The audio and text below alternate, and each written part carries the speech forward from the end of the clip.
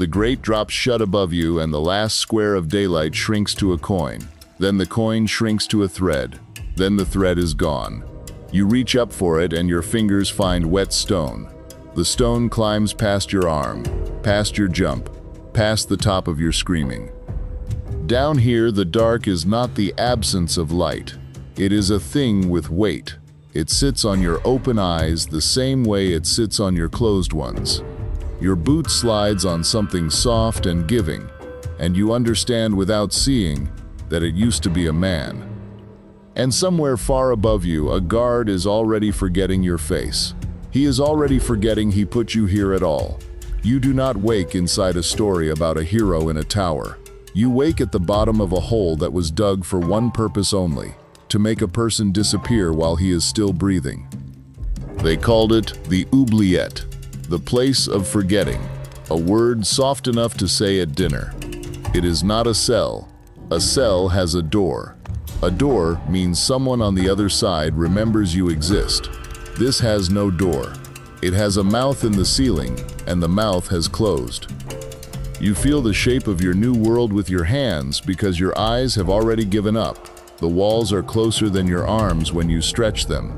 Some of these holes were cut so narrow a man could never sit, only stand, only lean, only slowly learn that his own legs are the next thing that will betray him.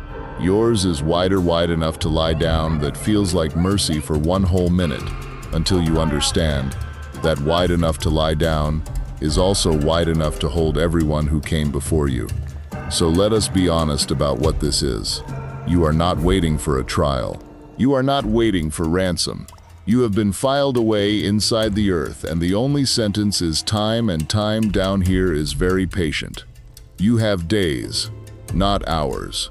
That is the cruelty of it. A blade is mercy compared to this. The oubliette never rushes. It lets the stone do the work. A man on the gallows knows the hour of his end and can make his peace with it. You are given the opposite gift. You are given all the time in the world and no way to spend it, and no way to know how much is left. And you replay the fall, how a man ends up here. You were a problem someone wanted gone without the noise of a killing, a debt, a claim to land, a marriage that became inconvenient, a word said too loud near the wrong ear. You did not fall into this hole for being a monster. You fell into it for being in the way. And being in the way has always been the most dangerous thing a person can be. So count with me. Count the ways this hole takes you apart. Start with the threats you cannot even feel arriving. The first thing trying to kill you is the cold, and you will not respect it until it is too late. The stone under your hands is colder than the air, and it is hungry for the warmth in your body. You sit down because your legs are shaking, and the floor drinks the heat straight out of you. Lie on that floor for one night, and the stone pulls more from you than any wind ever could. There is no fire here. There will never be a fire here. There is no blanket, no straw, no corner that is warmer than another corner. There is only rock that has not felt the sun in 100 years, and wants what little sun you carry inside your blood. You do the thing every animal does. You curl, knees to your chest, arms inside your shirt, your own breath aimed down against your skin to save it. It works for an hour. Then the floor finds the new shape of you and starts drinking from that too. There is no position the cold cannot reach. You learn that the body has no defense it can hold for long against stone that simply waits. There is water down here. You hear it. A slow tick somewhere in the black, sliding down the wall, gathering in the cracks. It keeps the air wet, and the wet air finds your lungs and settles in like smoke that never clears. You cannot dry off because there is nothing dry to touch. Your clothes hold the damp against your skin, and the damp never leaves, and the cold rides in on the back of it. This is how the strong ones die first and never understand why. Not a wound, not a beast, just a body bleeding heat into rock for 3 nights running until the shivering stops, and the stillness that replaces it feels almost like warmth. And that false warmth is the lie the cold tells last. The moment you stop feeling cold, is the moment you are closest to never feeling anything again.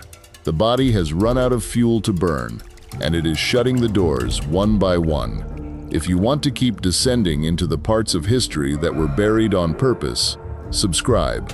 Looking away is the one thing we do not do here. The air itself is the next quiet killer. There is one opening, and it is sealed. The breath you let out has nowhere to go, so you pull it back in. It grows thick. It tastes of old stone and your own mouth, and the sweet, rotten note underneath that you are trying very hard not to name. You get a headache that does not pass. You feel slow. You feel stupid. Your thoughts move like something wading through mud. That is not fear. That is the air going bad in a sealed throat of stone, and there is nothing you can do but breathe what there is. And the air carries the smell now. Your own body has become part of it. There is no place to relieve yourself but the floor you sleep on, and so you live inside it. And within a day, your nose mercifully stops reporting the worst of it, and you understand that the only thing worse than smelling this place would be smelling yourself becoming part of it. Now, the threats you will notice them far too late to undo them. The thirst comes for you faster than hunger, and it comes meaner. By the second day, your tongue is a dry thing sitting in a dry mouth, and every swallow is sandpaper. You can hear the water ticking down the wall, and you crawl to it on your hands, and you press your face to the slime, and you lick the stone like an animal, because you are one now. Pride is the first thing the oubliette takes, and it takes it cheaply. A day ago, you would not have touched that wall. Now you wait beneath the drip with your mouth open like a baby bird, and you are grateful, actually grateful, for water that smells of the grave. The water that keeps the cold alive is the only water you will get, and it has run over the floor of this place. And the floor of this place is everything the dark has been hiding from you. Because you are not the first. You were never the first. Your hands have already found them. The smooth curve of something that is not a stone. The give of cloth gone to paste. The small, hard pieces that roll under your palm and you stop wondering what they are, because the answer is a man. The ones before you are still here. They were forgotten too, and forgetting does not include burial. You share the floor with everyone this hole has ever swallowed, and in the dark you cannot keep your distance from them. You try to move to a clean corner, and there is no clean corner. You try to sleep facing away from them, and the dark erases direction, so there is no away. They are part of the room now, and slowly, so are you. So the water you drink to live has touched the dead, and what was in them is in it. And now, it is in you. Your stomach turns. Your bowels turn, and you give back the little water you had, and now you are drier than before, and the cycle has teeth. And the sickness does not stop at the gut. The damp finds every scrape on your body, every place the rough stone has opened your skin, and it crawls in. Your hands swell. A cut on your knee from the fall goes hot and tight, and the heat spreads up your leg and you cannot see it, but you can feel that it is wrong. There is no one to clean it. There is no cloth that is not filthy. An infection that a single bowl of clean water and a day of sun would have beaten now has the run of your blood, and it works faster than the hunger, and it does not care that you are young. Hunger arrives slower, but it does not leave. The first day it shouts, the second day it argues. By the third it goes quiet, and the quiet is worse because quiet means your body has started eating itself to keep the heart going. Your muscles begin to feed the furnace. Your legs go thin. Standing becomes a decision you have to make, and then a decision you cannot make. And the cruelty is that they may feed you. Some lords did, a heel of bread thrown down through the grate every few days. Just enough to keep the dying slow. Just enough to turn a quick death into a long one. Mercy and torture wearing the same coat. You fight for that bread in the dark with whatever still lives down here. And when you lose, you tell yourself you will win next time. And you begin to understand that the hole has made you into something that will fight a rat for a crust and call it a good day. If a hole in the ground is frightening you more than any monster a film ever sold you, leave a like. It tells the silence that someone is still listening. If you think this slow unmaking is the worst of it, stay with me, because the body breaking is the gentle part. What the dark does to the mind is where the real horror waits, and most men meet it long before they starve. With Stay Close, it gets worse from here, and the worst of it is the part no one warns you about. Because now we reach the things that kill you to your face, and the first of them is the dark itself. A human mind was not built for total black. Give it nothing to see and it will not sit quietly. It will start making things shapes bloom at the edge of where your eyes should work.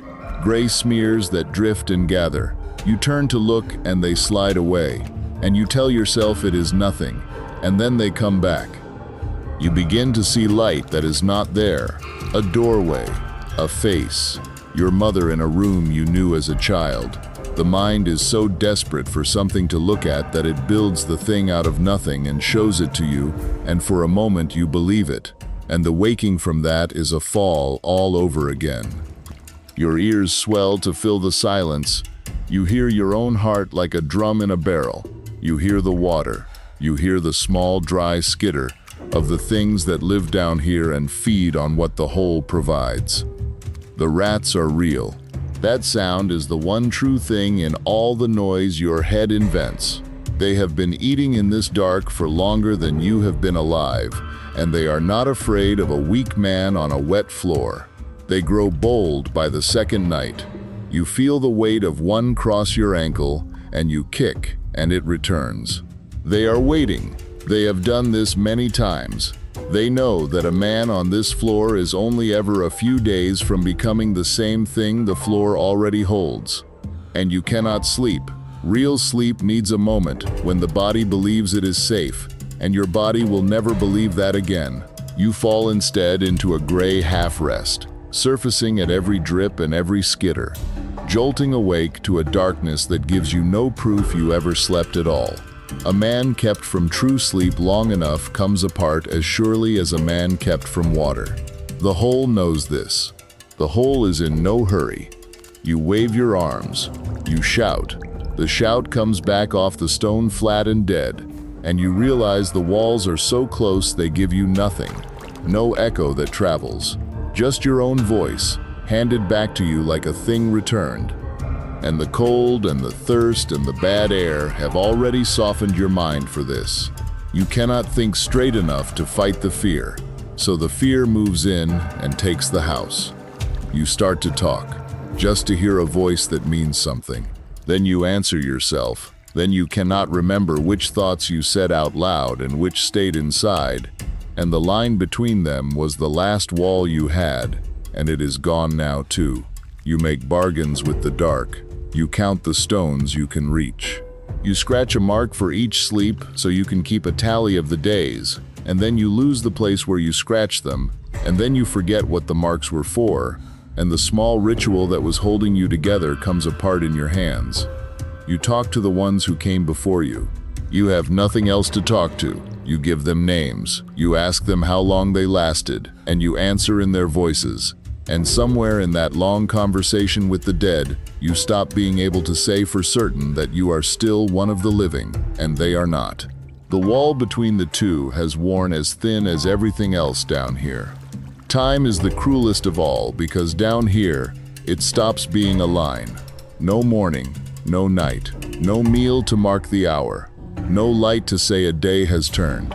Is it the third day or the sixth? You do not know. You sleep and wake and cannot tell if you slept for a minute or for half a week. The hole has taken the one thing every prisoner clings to, the belief that this will end at a known time. Other prisoners at least had the sun crossing a window, a bell, a changing of a guard. You have nothing that moves. You float in a black that is the same in every direction and at every hour, and the not knowing is its own slow madness, separate from all the rest. A cell punishes a man. This erases him, and erasing takes as long as it takes, and the hole has nothing but time. and it has already learned your name better than the world above will ever bother to remember it. And so you arrive at the final test, the one the Oubliette was actually built to give. And it is not the cold or the thirst or the rats. Those are only the tools. The test is this: no one is coming. That is the whole design. The Lord who put you here has gone back to his hall and his fire, and his swans roasted in their own skin, and his wine. He has more rooms than he can use, and you have become a story he no longer tells. The guard who dropped the grate is paid to forget. Forgetting is the job. A man who remembers the bottom of the oubliette does not last long as a man who guards it. Your family may stand in the courtyard above and beg. They will be told there is no one here by that name. And the terrible thing is that it will be half true, because the person you were when you fell is already coming apart in the dark. Tonight the hall above you is loud. There is music and grease and laughter and a fire so large it wastes more heat in an hour than would have kept you alive for a week. The Lord lifts a cup. The cup is worth more than your life was priced at when they decided a hole was cheaper than a trial. He does not think of you, because thinking of you was never required. That is the genius of the place. It lets a man kill without ever once feeling the weight of having done it. Up there, the world keeps its shape. Wealth still tries to look clean. The Lord still believes that walls and titles will keep his own end at a polite distance. He is wrong, but he has the luxury of being wrong slowly and in the light. Down here, there is no rank left to read. The rich man and the thief rot at the same speed on the same floor, and the dark cannot tell them apart, and neither can you, when your hands pass over what they leave behind. A knight who could not pay a ransom, a wife who knew a secret, a brother who stood too near a throne. The whole does not ask what you were. It only asks how long you last, and the answer is always the same in the end. Only the number of days is different. If it were you down there in the black, what do you think would break you first? The cold, the thirst, or the knowing that no one is ever coming? Tell me below. This was the point, not punishment. Punishment wants you to suffer where it can be seen. This wanted you gone, erased so gently that no blood was spilled and no body was found, and no one had to feel like a killer. They did not take your life. They took the world that knew you were alive, and then they let the difference between those two things kill you on its own time. There is a moment, somewhere in the last of it, when you stop fighting the dark and let it in. It does not feel like defeat, it feels like rest.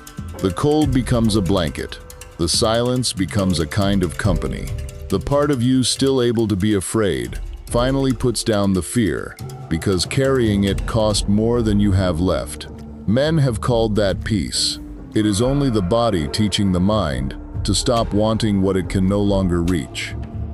You go quiet at the end. The most do. The shouting needs strength, and there is none. The hope needs a reason, and there is none of that either.